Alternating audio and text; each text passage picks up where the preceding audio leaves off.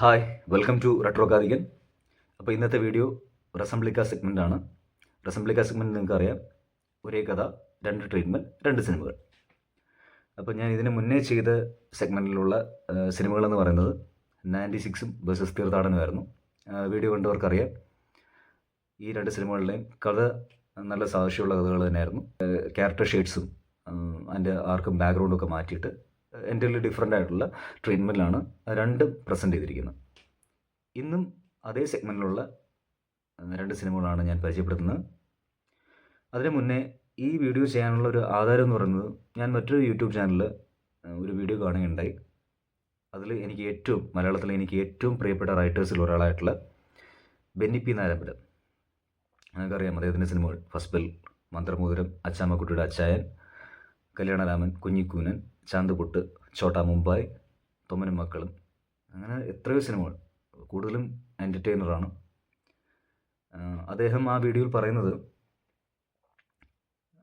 കല്യാണരാമൻ എന്ന് പറയുന്ന സിനിമ, അദ്ദേഹം എഴുതിയ ആ സിനിമയുടെ ഒരു പുതുക്കിയ വേർഷനാണ് സൂപ്പർ ഹിറ്റായിട്ടുള്ള പ്രേമലുവിൻ്റെ കഥ എന്ന് പറയുന്നത്. അപ്പം അതിൻ്റെ ട്രയാങ്കിൾ സൈഡുണ്ടല്ലോ, ട്രയാങ്കിൾ ലവ് സ്റ്റോറി എന്നുള്ളൊരു സൈഡാണ് എടുത്തിട്ട് ചില രൂപമാറ്റങ്ങളൊക്കെ വരുത്തിയിട്ട് പുതുക്കിയിട്ട് ചെയ്തൊരു സിനിമയാണ് പ്രേമലു എന്നുള്ളത്. അതിപ്പോൾ പ്രേമലു കല്യാണരാമൻ എന്നുള്ളത് എടുത്ത് മാത്രമുള്ളതല്ല ഞാൻ പറയുന്നത്. ട്രയാങ്കിൾ ലവ് സ്റ്റോറിയുടെ ഏകദേശം ഒരു കോർ, കഥ നടക്കുന്ന സാഹചര്യവും കഥാപാത്രങ്ങളും ഒക്കെ ഏകദേശം സാദൃശ്യമുള്ളത് തന്നെ ആയിരിക്കും. അത് കല്യാണരാമൻ കൂടാതെ തന്നെ ഡാർലിംഗ് എന്ന് പറയുന്ന സിനിമയ്ക്കകത്തും അത് തന്നെയാണ് കാണിച്ചിരിക്കുന്നത്. ഒരു നായകൻ, നായിക, ഇവർ തമ്മിലുള്ള പ്രണയം, ഇവർക്ക് പാര വെക്കാൻ നടക്കുന്ന മറ്റൊരു കഥാപാത്രം. അപ്പോൾ അത് കൂടുതലും ആ കഥാപാത്രമായിരിക്കും, പാര വെക്കാൻ നടക്കുന്ന കഥാപാത്രമായിരിക്കും നമുക്ക് കുറച്ചുകൂടെ ഇഷ്ടം, അല്ലെങ്കിൽ നമ്മൾ കുറച്ചുകൂടെ ഫോക്കസ് ആവുന്ന ആ കഥാപാത്രത്തിനോട്. അപ്പം അതേപോലൊരു സിനിമയാണ് എന്നാണ് പറയുന്നത് പ്രേമലു. ഞാനിപ്പോൾ ഈ പറയാൻ പോകുന്ന വീഡിയോയിൽ പ്രേമലു എന്നുള്ളതൊന്നുമില്ല, കല്യാണരാമൻ എന്നുള്ളതല്ല, അങ്ങനെ മറ്റ് സിനിമകളൊന്നും ഉള്ളതല്ല. അദ്ദേഹം തന്നെ എഴുതിയൊരു സിനിമ, അതേ സെയിം കഥ രൂപമാറ്റം നടത്തി മറ്റൊരു സിനിമയായിട്ട് മാറിയിട്ടുണ്ട്. പക്ഷേ അത് എൻറ്റയർലി ഡിഫറെൻ്റ് ആയിട്ടുള്ള ട്രീറ്റ്മെൻറ്റിലാണ് നമുക്ക് മുന്നിൽ അത് പ്രസൻറ്റ് ചെയ്തിരിക്കുന്നത്. അതിൽ ഏറ്റവും അത്ഭുതകരമായിട്ടുള്ള കാര്യം എന്ന് പറയുന്നത്, ഈ രണ്ട് സിനിമകളും അതാത് വർഷങ്ങളിൽ സൂപ്പർ ഹിറ്റായിരുന്നു എന്നുള്ളതാണ്. ഞാൻ രണ്ടാമത്തെ സിനിമയിൽ നിന്ന് തന്നെ തുടങ്ങാം.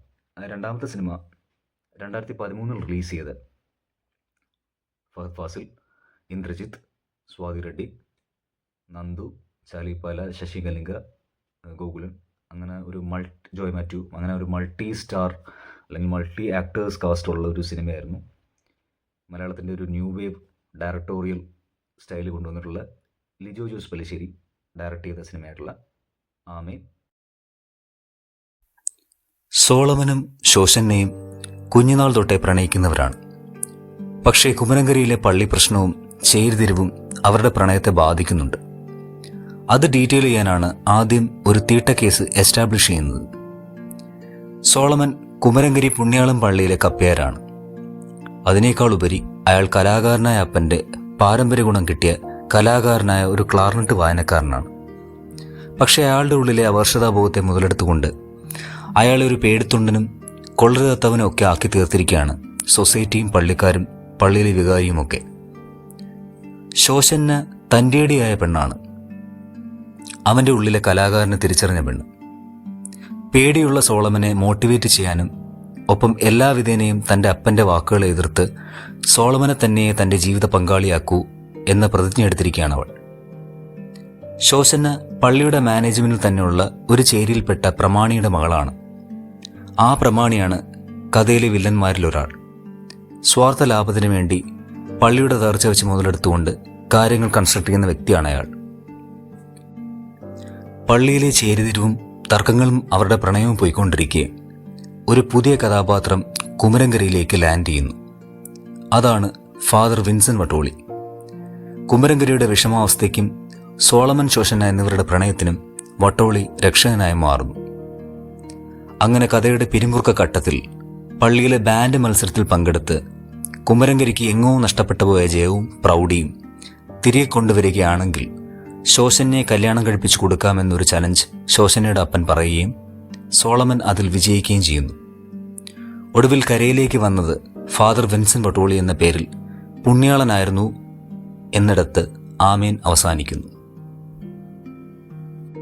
അടുത്ത സിനിമ 2010 ഇറങ്ങിയ ദിലീപ്, ബിജു മേനോൻ, ഭാവന, ഇന്നസെൻറ്റ്, സലിം കുമാർ അങ്ങനെ വലിയൊരു മൾട്ടി ആക്ടേഴ്സ് കാസ്റ്റുള്ള ഷാഫി സംവിധാനം ചെയ്ത് ബെന്നി പി നായരമ്പല എഴുതിയ മേരിക്കൊണ്ടൊരു കുഞ്ഞാട്. സോളമനും മേരിയും കുഞ്ഞുനാൾ തൊട്ടേ ഒരുമിക്കാൻ ആഗ്രഹിച്ചവരാണ്. സോളമൻ ഒരു പേടിത്തൊണ്ടനാണ്. അയാളെ നാട്ടുകാർ കളിയാക്കി കുഞ്ഞാട് എന്നാണ് വിളിക്കുന്നത്. മേരി ആ നാട്ടിലെ പ്രമാണിയും പള്ളി മാനേജ്മെന്റിലെ പ്രധാനിയുമായ ഇട്ടിച്ചന്റെ മകളാണ്. കുശാഗ്രബുദ്ധിക്കാരനും സ്വാർത്ഥനുമായ ഇട്ടിച്ചൻ സോളമന്റെ കുടുംബത്തിനെതിരെ തന്റെ പ്രണയ നൈരാശ്യത്തിന്റെ പേരിൽ പലവിധ കുഴപ്പങ്ങളും ഉണ്ടാക്കുന്ന കഥാപാത്രമാണ്. മേരി തന്റേടിയാണ്. അവൾ സോളമനെ തന്നെ തന്റെ ജീവിത പങ്കാളിയാക്കൂ എന്ന തീരുമാനമെടുത്തിരിക്കുകയാണ്. അങ്ങനെ മേരിയുടെ സഹോദരങ്ങളും സോളമനും തമ്മിലുള്ള തർക്കവും കുടുംബങ്ങളും ആ നാട്ടുകാരും നേരിട്ടുകൊണ്ടിരിക്കെ ഒരു കഥാപാത്രം ആ കരയിലേക്ക് ലാൻഡ് ചെയ്യുന്നു. പണ്ട് നാട് വിട്ടുപോയ സോളമന്റെ സ്വന്തം ജ്യേഷ്ഠൻ എന്നയാളെന്ന വ്യാജേന ജോസ്. കരുത്തുകൊണ്ട് സോളമന് രക്ഷകനായ ജോസും പിന്നീടുള്ള സംഭവങ്ങളുമൊക്കെ മുറുകിക്കൊണ്ടിരിക്കെ പള്ളിയിലെ പണ്ട് കാണാതായ പൊൻകുരിശ് കണ്ടെത്തി കൊടുത്താൽ മേരിയെ സോളമൻ കല്യാണം കഴിപ്പിച്ചു കൊടുക്കാം എന്ന ചലഞ്ച് ഇട്ടിച്ചൻ പറയുകയും ഒടുവിൽ സോളമൻ പൊൻകുരിശ് നേടിയെടുത്ത് മേരിയെ സ്വന്തമാക്കുന്നിടത്ത് മേരിക്കൊണ്ടൊരു കുഞ്ഞാടും അവസാനിക്കുന്നു.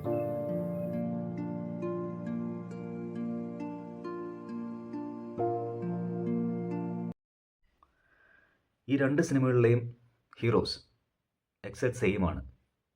മേരിക്കൊണ്ടൊരു കുഞ്ഞാടിലും സോളമൻ, ആമയിലും സോളമൻ.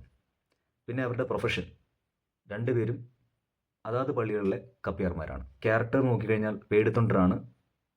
സമൂഹം അല്ലെങ്കിൽ നാട്ടുകാർ കളിയാക്കി അല്ലെങ്കിൽ അടിച്ചമർത്തി വെച്ചിരിക്കുന്ന കഥാപാത്രങ്ങളാണ്. പിന്നെ രണ്ടുപേരും കലാകാരന്മാരാണ്. മേരിക്കൊണ്ടൊരു കുഞ്ഞാടിലെ സോളമൻ ഫിലിം ഡയറക്ടർ ആകാൻ ആഗ്രഹിക്കുന്നു. ആമയിലെ സോളമൻ പള്ളി ബാൻഡിൽ കയറി ക്ലാർനെറ്റ് വായിക്കാൻ ആഗ്രഹിക്കുന്നു. നായിക കഥാപാത്രങ്ങളുടെ പേരുകൾ മാത്രം വ്യത്യസ്തം. മേരിക്കൊണ്ടൊരു കുഞ്ഞാടിൽ മേരി, ആമീനിൽ ശോശന്ന. പക്ഷേ ക്യാരക്ടേഴ്സ് നോക്കിക്കഴിഞ്ഞാൽ എക്സാക്ട് സെയിം ആണ്. രണ്ടുപേരും തൻ്റെടികളാണ്, ധൈര്യശാലികളാണ്. ഫാമിലിയെ എതിർത്തുകൊണ്ട് സോളമനെ സ്വന്തമാക്കൂ എന്നുള്ള ആഗ്രഹം പേരിക്കൊണ്ട് നടക്കുന്നവരാണ് രണ്ടുപേരും. പിന്നെ നായകൻ്റെ പ്രതിസന്ധി ഘട്ടത്തിൽ രണ്ടുപേരും മോട്ടിവേറ്റ് ചെയ്യുന്നുണ്ട് അതാത് സിറ്റുവേഷൻസ്. നായിക കഥാപാത്രത്തിൻ്റെ അച്ഛൻ കഥാപാത്രങ്ങൾ കുശാഗ്രബുദ്ധിക്കാരാണ്, സ്വാർത്ഥരാണ്. ഇവരുടെ പ്രണയം വെച്ച് തന്നെ ഒരു ചലഞ്ച് തന്നെ ഉണ്ടാകുന്നുണ്ട് ഈ രണ്ട് കഥാപാത്രങ്ങൾ. അതാണ് കഥയുടെ പ്രധാന ഭാഗമായിട്ട് മാറുന്നത്. പിന്നെ ഈ രണ്ട് കരകളിലെയും കഥകളിലേക്ക് അതാത് പ്രതിസന്ധി ഘട്ടത്തിൽ രണ്ട് രക്ഷകരാണ് എത്തുന്നത്. മേരിക്കൊണ്ടൊരു കുഞ്ഞാടിൽ ജോസ് ആണെങ്കിൽ ആമീനിൽ ഫാദർ വിൻസെൻ്റ് പട്ടോളി. പിന്നെ കഥയുടെ അവസാന ഭാഗത്ത് രണ്ട് കഥാപാത്രങ്ങൾക്കും ഒരു സീക്രട്ട് വെച്ചിട്ടുണ്ട്. ആമീനിലെ ഫാദർ വിൻസെൻ്റ് പട്ടോളി പുണ്യാളനാണെങ്കിൽ മേരിക്കൊണ്ടൊരു കുഞ്ഞാടിലെ ജോസ് യഥാർത്ഥ ജോസ് അല്ല. പിന്നെ ഈ രണ്ട് കഥാപാത്രങ്ങളും പ്രണയിതാക്കളെ ഓടിച്ചോടാൻ സഹായിക്കുന്നുണ്ട്. ഈ രണ്ട് സിനിമകളിലെയും ഒരു റെട്രോസ്പെക്ഷൻ പോലെ റെട്രോകാദിന് ഉദ്ദേശിക്കുന്നത് സിനിമകൾ ഒരേ കഥ കാണാനും കൂടി അതിലെന്തൊക്കെ വിധത്തിലുള്ള റെസ്പോൺസ് വന്നാലും പ്രേക്ഷകരെ എൻ്റർടൈൻ ചെയ്യിപ്പിച്ചാൽ മതി. മേരിക്കൊണ്ടൊരു കുഞ്ഞാട് ഒരു out and out fun entertain ആണെന്നുണ്ടെങ്കിൽ ആമീൻ ഒരു ന്യൂ റൊമാൻറ്റിക് ഡിവൈൻ കോമഡി സിനിമയാണ്. അതുകൊണ്ട് തന്നെയാണ് അതാത് വർഷങ്ങളിൽ ഈ രണ്ട് സിനിമകളും സൂപ്പർ ഹിറ്റായതും പ്രേക്ഷകർ സ്വീകരിച്ചത്. സിനിമ എന്നും ഒരു എൻ്റർടൈനറാണ് എന്ന വിശ്വാസത്തോടു കൂടി സൈനിങ് ഓഫ് റെട്രോകാദികൻ.